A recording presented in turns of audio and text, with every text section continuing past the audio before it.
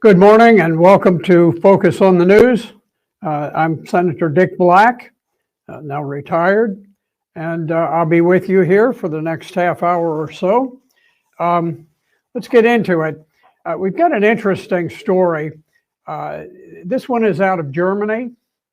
What is happening in Germany? There's a bit of unrest over there among a number of countries, and this headline deals with Germany, and the question it asks, this is Politico, out of Politico, says, it says German audit court slams Scholz's $200 billion gas price cap. What it's about is it appears likely that Central Intelligence Agency has destroyed the gas pipelines from Russia to Germany. There were massive explosions under the North Sea that destroyed both the Nord Stream 1 and the Nord Stream 2 pipelines. These were massive explosions at a significant depth, where there are only a few countries that could do it, and there's no way that it would have occurred without U.S. approval. So it appears as though the Central Intelligence Agency has completely cut off the gas supplies to Europe from Russia.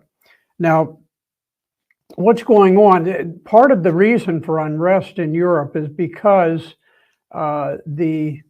the natural gas from Russia is of vital importance to Europe, and yet all of the leaders of the European countries are on board with the idea of sanctions and so forth. Well, the people are not quite so crazy about it, and so they've begun conducting demonstrations different places. I know there was a big one in Czechoslovakia just a couple of days ago involving 100,000 people who went to hear Herr Bystrom, the leader of the Alternative for Deutschland party. He went to speak in Czechoslovakia, and he said, our war is a war against globalization. He says, we stand for God, for country, for freedom. And the crowd was yelling back, freedom, Freiheit, Freiheit, freedom, freedom. And so there's a great deal of unease. And Herr Bystrom, in his speech to the Czechoslovakians, he cited the fact that there has been a populist uprising within the elections in Sweden, of all places. In liberal Sweden, you have now a conservative, significant conservative element within the government that's going to exert some measure of control. He then went on and he mentioned the Italian elections, where we have a populist who is outspokenly Christian, outspokenly Italian. She believes in ending immigration, and she is very much in the mold of the populist. So he talked about those things. He talked about what's going on in Germany. And then he mentioned the name of Hungarian President Viktor Orban, who is certainly a hero of the conservatives within the United States. And when Herr Bystrom mentioned the name Viktor Orban, the crowd went wild with applause. They were just going crazy about it.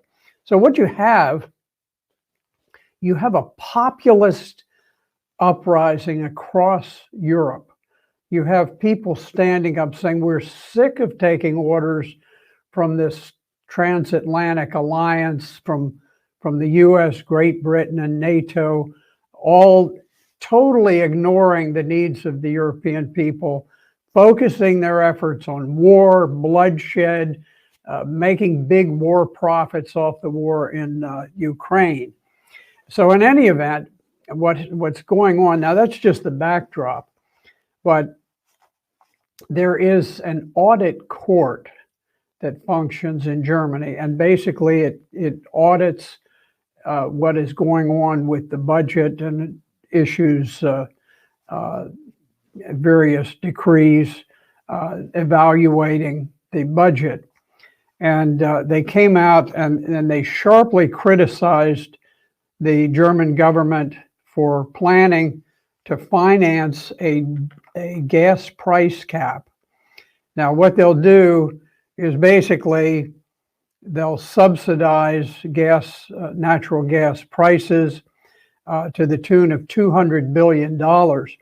Well, the audit court said, look, you know, this is just smoke and mirrors.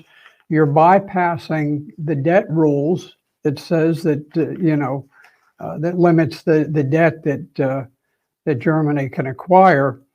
So you're going outside of the normal budgetary scheme of Germany. And they said that when money is drawn from special funds like the one that they were creating, that the state has to borrow. And ultimately, special funds, even if they're not called that, are federal debt, federal German debt. Now,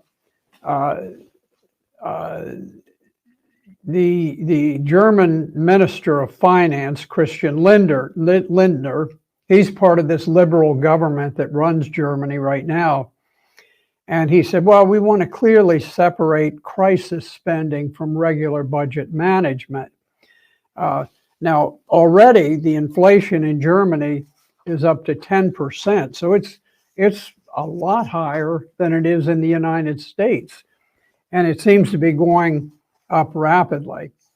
And then Lindner, Minister of Defense or Minister of Finance, says that Germany will not follow Great Britain's example down the path of expansionary fiscal policy.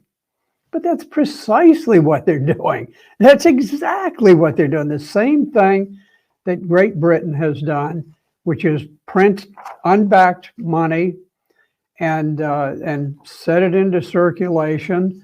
You put more money into circulation and the value of each euro declines, and you have inflation.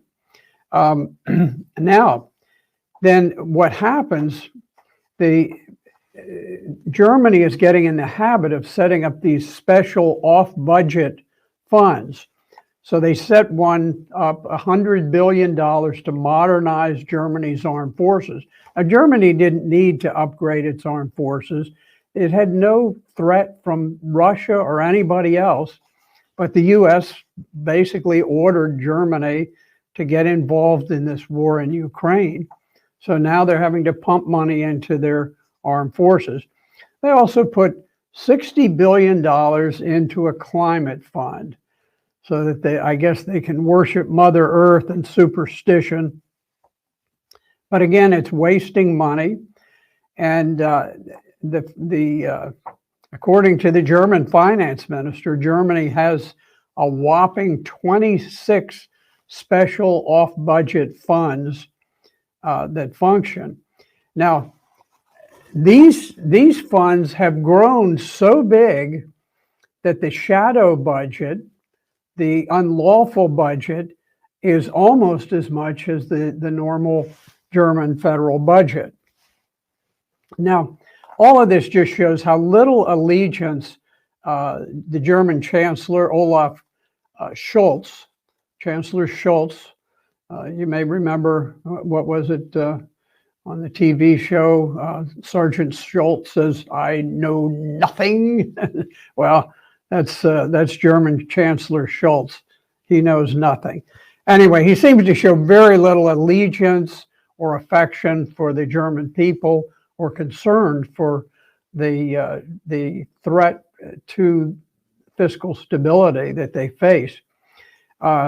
Under his leadership, they have cut off natural gas supplies. And I honestly, I can't imagine that he would permit the CIA or go along with the CIA destroying the German gas pipelines I don't think the U.S. would have done it without his concurrence. And this is just speculation on my part. The Central Intelligence Agency hasn't even admitted to destroying the pipelines, but it seems the general consensus of foreign policy experts is that the CIA did it, or CIA in conjunction with DOD, State Department, so forth. But in any event, Chancellor Scholz has now cut off natural gas supplies to Germany. He's embarked on a war against Russia. It's not officially a war, but it amounts to that. And it's against the wishes of the German people who don't want to get involved in this thing. He has printed huge sums of unbacked currency. And he has overseen the cutoff of German access to coal and nuclear power. Now, if you go back in German history, there's a very famous event, and it's getting a little dim in American recollection. But during the early 1920s, right after the First World War, the government of the Kaiser Wilhelm's government collapsed as a result of the end of the First World War, and they formed a Weimar Republic. It was socialist, but it wasn't radically socialist. And but anyway, they struggled to survive, and the West had imposed enormous reparations, burdens on Germany, blaming them for the war, which really nobody can ever quite sort out who was to blame for the war, but the winners blamed the nations that lost. In any event, Germany's Weimar Republic began printing enormous amounts of unbacked currency.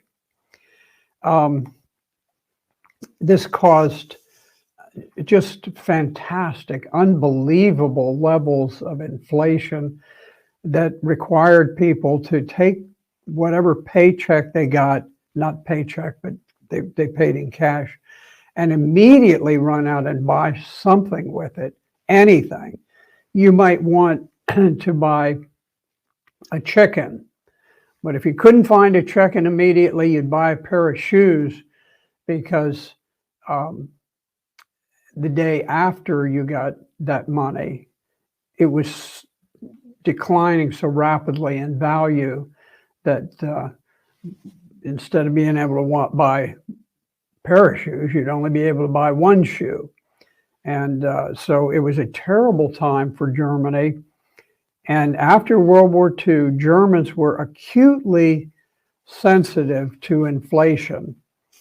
As a result, they created a currency called the Deutschmark, Deutsch meaning Germany, and the Deutschmark was a rock solid currency, perhaps the most solid in the world. Well, this was before the euro came in, and Germany joined the European Union. They adopted the euro, and now the euro has become less and less stable. So under guidance from the globalists, Germany has resumed the old Weimar Republic practice of dangerous money printing. Just to give you an example of what happened. Now, I don't mean to suggest that Germany is likely to go into hyperinflation like we had after the First World War, but I think it's quite likely that it will experience something perhaps a great deal more severe than the inflation that we had under Jimmy Carter, which was quite a traumatic event in the lives of many Americans. So that is looming is hanging over the heads of all of the Europeans. The European economy is shriveling because of the cutoff, because of all these sanctions and wars and things. But I'd like to just give you an example of something that happened. And this is just one of millions of things. But in 1923, when Germany was engulfed in the hyperinflation, it was destroying the poor and the middle classes. These are the people who suffer the most. The wealthy, they get hit, but they don't get, some of them actually enhance their wealth, but many of them suffer. But the poor and the middle classes become destitute. There's an example of a fellow named Maximilian Bern.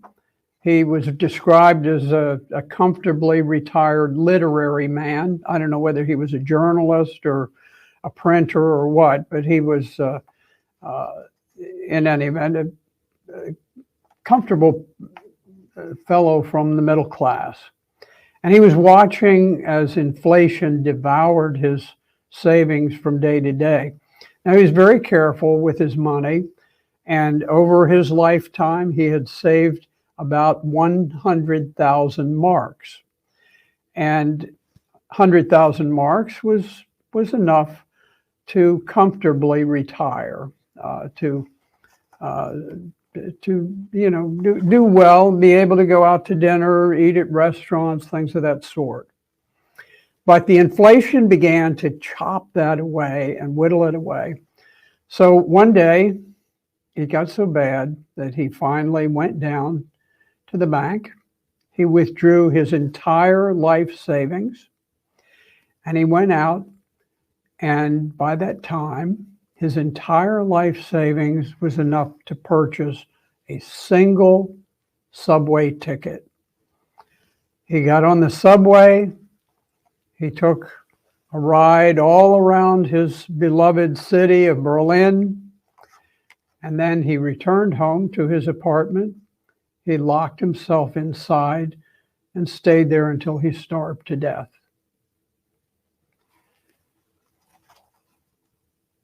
When I was growing up, Germans remembered stories like this, and they would never risk the stability of their currency by printing unbacked currency. But time has taken a toll. Chancellor Scholz obviously has no grasp of history and perhaps no real concern about the impact of inflation on his people. So this year, almost half of German spending is unbacked debt. The country is going deeply into debt very rapidly. And so Scholz is swept up by the globalist madness of wars and bloodshed and money printing and climate insanity that has seized all of American culture. So we'll see where this leads. I think we're going to hear more about this as the winter sets in Europe. Okay, the next one that I've got, we have a COVID alert. This is out of LifeSite News, and they discuss a story about a vigil being held for a Canadian woman who died at a pharmacy minutes after getting the booster. Well, here's what happened. Canadian woman went to the pharmacy to get her COVID booster so that she'd be totally safe from COVID. And so what happened is, if you recall, if you've ever gotten a vaccination at one of these pharmacies, typically they vaccinate you and they recommend that you sit there and you wait for 10, 15 minutes just to make sure that you don't suffer some sort of a sudden shock to the system. Well, she got a shock to the system because within a couple of minutes after getting the jab, she was seated there, and according to someone at the Saskatchewan Shoppers Drug Mart, she dropped dead before she hit the floor.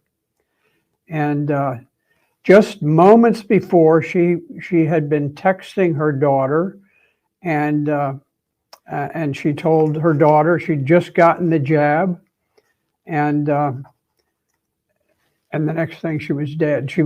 I don't know whether she died while she was texting, but yeah, she said she texted at 12:31 p.m. and said she was waiting her 15 minutes, and that was the last that her daughter heard from her alive. So we see around the world with all of these experimental injections that are being given to people, great numbers of people are being killed by COVID shots. I'm not saying that this one killed this woman. I'm just saying that almost immediately after she got it, a woman who was in the pink of health dropped dead. And so if it's a coincidence, it's a mighty big coincidence. Now, of course, the Canadian government's always required to say what the U.S. government, all governments are required to say. Oh, this was just from natural causes. Maybe she didn't exercise enough. Maybe it was global warming. Yeah, global warming, that's always to blame for these things. But in any event, we see this kind of thing. We see young athletes, people who are teenagers sometimes, early 20s, and they're in the, just muscular, athletic, healthy. They get the shot, they get the booster, and boom, they're dead. So I could never recommend to any young person that they get the shot, and frankly, I wouldn't dare to recommend it for some elderly person. The danger is just so great that I would never want to be to blame for someone's death because I had said go out and get the shot. Okay, here's the next topic. This is an interesting one. This is from Showbiz 411, and it says box office : Bros, which is a homosexual comedy. Bros may score just $5 million weekend after disastrous opening night. And then it says in the sub caption, Bros, billed as an all-gay comedy, is a box office disaster. And then they go on to explain how they spent $25 million to make this movie, and then the total receipts for Thursday and Friday came in at $1.84 million, and it looks like then Saturday and Sunday would be very light. In any event, it looks like a big financial money loser for Hollywood. And what they pointed out, they said, look, they only spent $25 million on it. $25 million is a lot of bucks, even for a movie.